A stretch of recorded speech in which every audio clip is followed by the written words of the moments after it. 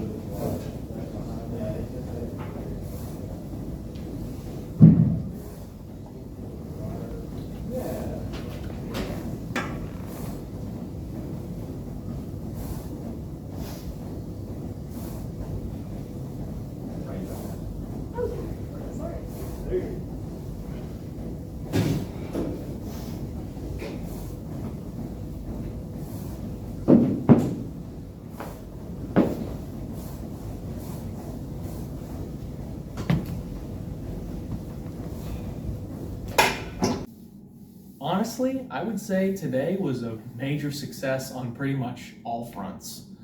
The fact that I was able to squat and there was no pain whatsoever, no tension, and you know, it was really lightweight, but the fact that I'm able to do it, that's such a huge win. Calves felt great too, but it's a relief to not feel any tension, to feel that I'm getting a good stretch, that I'm doing proper form. It's just nice. It's nice to know that I'm not hurting right now, because obviously being in pain sucks. But other than this orange protein powder, which is a bad investment, The other bad thing that I have discovered that I'm getting into is actually waiting too long to do my cardio. Last couple of days, I knocked it out later than I thought I would. Did I still get it done? Yes. But the issue became that I was having to knock out 10,000 steps really late in the day, And it's not just about the steps itself, it's just in a row, and I forgot my headphones, and I was with my thoughts, and man, I thought I was going crazy, almost to the point of talking to myself, and getting really tired and feeling the pain. It was nice being outside, and of course coach wouldn't let me do any less than 12,000 a day, but I really think that doing 2 separate sessions will help, because obviously this is on top of the regular schmegular Stairmaster cardio bike, incline treadmill, whatever you want. That's different. However, getting the 12,000 steps in is still very, very important. And I'm gonna have to, I think, start doing like at least 4,000 earlier in the day, maybe before I work out. It's a light workout. There's no issue with it. It's just, it takes so long. It takes forever. And I do enjoy the walks. I love them. But man, when you don't have headphones, and when you're tired and you've already been walking for an hour and a half, you're bored out of your mind. You're not physically tired, you're mentally exhausted because you don't got anything to listen to.